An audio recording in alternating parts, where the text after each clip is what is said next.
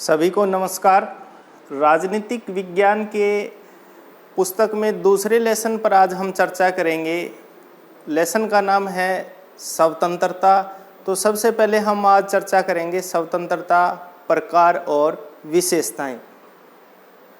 सबसे पहले हम बात करेंगे कि स्वतंत्रता है क्या और स्वतंत्रता का अर्थ क्या लिया जाता है, कब से इसकी उत्पत्ति मानी जाती है। तो प्राय स्वतंत्रता जो है मनुष्य के जन्म के साथ ही हुई है। जैसे ही मनुष्य पैदा होता है तो स्वतंत्रता की चाह रखता है, और जब भी मनुष्य के ऊपर कुछ पाबंदियां लगाई जाती हैं, कुछ उस सीमा तक उसको प्रतिबंधित किया जाता है, तो कोई ना कहीं मनुष्य उसका विरोध करता है।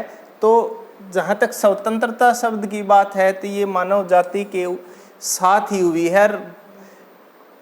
स्वतंत्रता मानव जीवन के लिए ऑक्सीजन के समान है कि जैसे मनुष्य के जीने के लिए ऑक्सीजन की आवश्यकता होती है, ठीक उसी प्रकार स्वतंत्रता भी उतनी ही महत्वपूर्ण है व्यक्ति के लिए।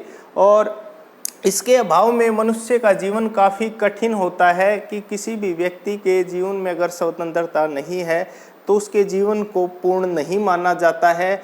और ऐसा विश्व में कई बार हुआ है कि स्वतंत्रता के लिए अनेक बार प्रयास किए गए हैं।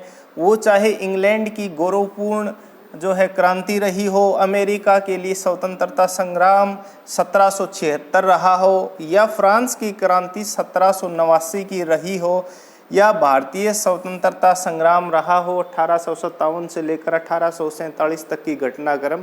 तो ये सभी घटनाक्रम स्वतंत्रता से ही प्रेरित थी। और अब हम बात करेंगे कि स्वतंत्रता का अर्थ क्या है। तो स्वतंत्रता का जो अर्थ है वो अंग्रेजी भाषा में जो है स्वतंत्रता को लिबर्टी कहते हैं, और इस शब्द की उत्पत्ति लैटिन भाषा के लिबर शब्द से हुई है। और लिबर शब्द का जो अर्थ आता है वो है बंधनों का अभाव या बंधनों से मुक्ति, यानी व्यक्ति के ऊपर जो नियम कानून बंदिशें लगाई जाती हैं उनका अभाव ही स्वतंत्रता है। और ये केवल स्वतंत्रता का शाब्दिक अर्थ है। और स्वतंत्रता वैसे बंधनों का पूरी तरह से अभाव न होना है। और वास्तव में ये ऐसा नहीं है कि स्वतंत्रता पूर्ण रूप से बंधनों का अभाव है। मनुष्य की स्वतंत्रता पर कभी कभी कुछ प्रतिबंध लगाने पड़ते हैं, और वो आवश्यक इसलिए है कि अगर व्यक्ति के ऊपर कुछ प्रतिबंध नियम कानून नहीं लगाए जाएंगे तो जंगल राज स्थापित होगा। जो अधिक शक्तिशाली होगा उसी का शासन होगा, वो मन मर्जी से अपना काम करेगा। और इस विषय में प्रसिद्ध विद्वान जे.एस. मिल ने कहा है कि स्वतंत्रता का वास्तविक अर्थ यह है कि हम अपने हितों के अनुसार अपने ढंग से उस समय तक चल सके जब तक कि हम दूसरों को उनके हिस्से से वंचित न करें और उनके प्रयत्नों को न रोके। कहने का साधारण रूप से यही अर्थ है कि भाई स्वतंत्रता उतनी ही अच्छी है जिससे व्यक्ति अपना स्वयं का विकास कर सके, और उसका जो विकास कर रहा है व्यक्ति अपना, तो उससे किसी दूसरे व्यक्ति का अहित ना हो। तो ये इसका अर्थ है। अब बात करते हैं कि स्वतंत्रता के प्रकार कौन कौन से हैं। तो स्वतंत्रता के प्राय दो ही जो हैं प्रकार हैं, नकारात्मक स्वतंत्रता और सकारात्मक स्वतंत्रता। तो सबसे पहले हम डिस्कस करेंगे नकारात्मक स्वतंत्रता के ऊपर। तो उसमें प्राय अर्थ यही लिया जाता है कि व्यक्ति अपनी इच्छा के अनुसार कार्य करने की छूट हो।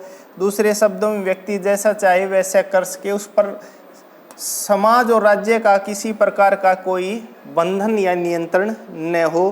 तो नकारात्मक स्वतंत्रता का अर्थ ये लिया जाता है कि व्यक्ति अपनी इच्छा के अनुसार कोई भी कार्य कर सकता है। तो इस प्रकार की जो स्वतंत्रता है उसको नकारात्मक कहा जाता है। कहने का अर्थ यही है कि किसी व्यक्ति की इच्छा ये हुई कि कहीं से जा रहा है, मिठाई की दुकान देखी, जलेबी खाने का मन हुआ, जलेबी उठा करके उसने खा ली, पैसे दिए नहीं क्योंकि उसका मन कर रहा था जलेबी खाने के लिए। तो ये इस प्रकार की जो स्वतंत्रता है, जो भी व्यक्ति चाहता है वो करे, वो नकारात्मक स्वतंत्रता का एक स्वरूप है। लेकिन इस प्रकार की स्वतंत्रता पूर्ण रूप से बंधनों का अभाव होता है। इसमें व्यक्ति पूर्ण रूप से स्वतंत्र होता है, लेकिन बहुत सारे राजनीतिक दार्शनिक इस बात की स्वतंत्रता की जो है आलोचना करते हैं। उनका मानना है कि इस प्रकार की स्वतंत्रता से जंगल राज स्थापित होगा, कि इस प्रकार की जो स्वतंत्रता है व्यक्ति के लिए, समाज के लिए खतरनाक है।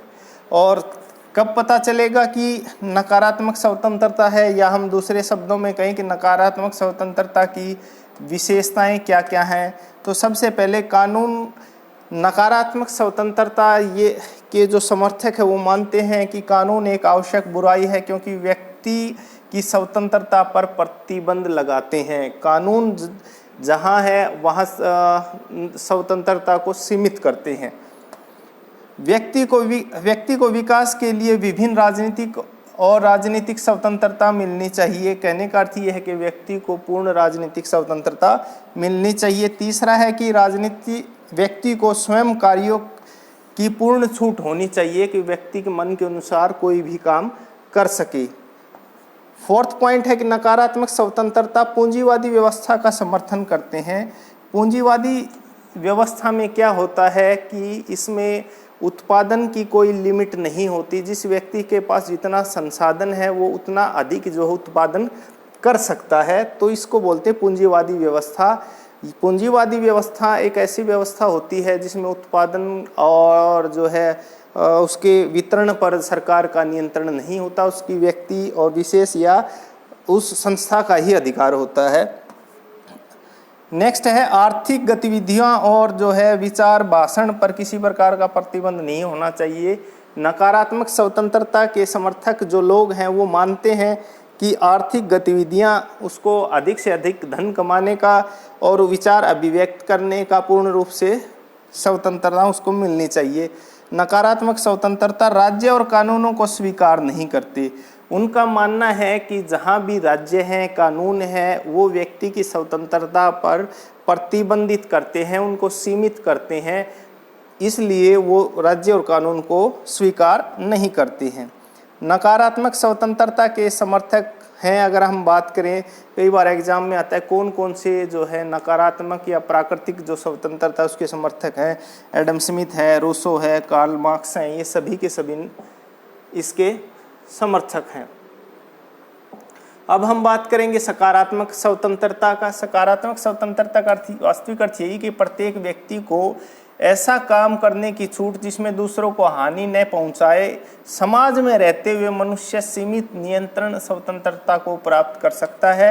सभी पर राज्य के द्वारा न्यायोचित और समान प्रतिबंध होना चाहिए। सकारात्मक स्वतंत्रता का अर्थ ये है कि व्यक्ति को उतनी ही स्वतंत्रता दी जानी चाहिए जिससे किसी अन्य व्यक्ति का अहित न हो या उसकी स्वतंत्रता को उस व्यक्ति से खतरा उत्पन्न ना हो। और इसके जो प्रमुख सिद्धांत के समर्थक हैं लॉस्की हैं, टी.एच. ग्रीन है, मैकाइवर, गेटले आदि इसके प्रमुख समर्थक हैं। और लॉस्की ने सकारात्मक स्वतंत्रता के बारे में कहा है कि स्वतंत्रता से मेरा अभिप्राय उस वातावरण की स्थापना से है जिसमें मनुष्य अपना सर्वोत्तम विकास कर सके, कि ऐसा वातावरण व्यक्ति को दिया जाना चाहिए जिसमें वो अपने सामाजिक, आर्थिक, राजनीतिक, सांस्कृतिक विकास पूर्ण रूप से कर सके। टी.एच. ग्रीन ने भी कहा है कि स्वतंत्रता से अभिप्राय प्रतिबंधों का अभाव, पूर्ण अभाव नहीं है। यानी कि जो नकारात्मक स्वतंत्रता में पूर्ण बंधनों का अभाव माना जाता है, वो कहता है कि भाई स्वतंत्रता जो का अर्थ है वो पूर्ण रूप से प्रतिबंधों का अभाव नहीं है। अब विशेषता की बात करें सकारात्मक की, तो सकारात्मक स्वतंत्रता प्रतिबंधों का अभाव नहीं है बल्कि समाज के हित में व्यक्ति की कुछ प्रतिबंधों को भी स्वीकार करता है। ये अगर डिफरेंस में है तो भी आप लिख सकते हैं, वो बंधनों के, समाज के बंधनों को स्वीकार नहीं करते बल्कि सकारात्मक उसको स्वीकार करता है।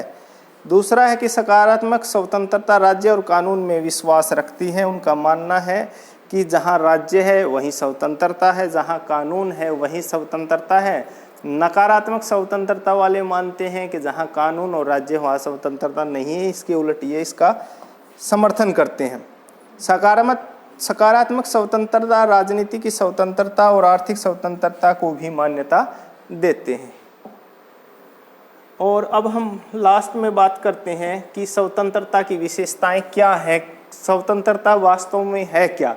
तो स्वतंत्रता, अतः हम कह सकते हैं कि स्वतंत्रता सभी प्रकार की पाबंदियों का अभाव जो है नहीं है, यानी कि व्यक्ति के पास में कुछ प्रतिबंध होने जरूरी हैं। निरंकुश, अनैतिक, अन्यायपूर्ण प्रतिबंधों का अभाव ही स्वतंत्रता है। इसका मतलब ये है कि व्यक्ति के साथ अनैतिक है, कहीं गलत हो रहा है, उसको रोकना भी एक स्वतंत्रता का रूप है। स्वतंत्रता सभी व्यक्तियों को समान रूप से प्राप्त होती है। समाज में रहते वो चाहे किसी भी भाषा, किसी जाति, धर्म, लिंग का क्यों ना हो, उसको समान रूप से सभी को स्वतंत्रता मिलती है। व्यक्ति को यह सब कार्य करने की स्वतंत्रता है जो करने योग्य है, जिसको समाज मान्यता देता है, राज्य उसकी अनुमति देता है, तो वो प्रत्येक कार्य करना स्वतंत्रता में आता है। स्वतंत्रता का प्रयोग समाज के विरुद्ध नहीं किया जा सकता, ये सबसे महत्वपूर्ण है। व्यक्ति की जो स्वतंत्रता है उसका प्रयोग वो कभी भी समाज के विरुद्ध नहीं कर सकता। स्वतंत्रता व्यक्ति को केवल समाज में ही मिलती है और इसको प्रदान राज्य करता है। तो ये महत्वपूर्ण था। आज हमने इस विषय पर बात की कि स्वतंत्रता क्या है, इसकी उत्पत्ति कहाँ से हुई है और स्वतंत्रता के कितने प्रकार हैं, कौन कौन सी विशेषताएं हैं और इनके समर्थक कौन कौन हैं। धन्यवाद।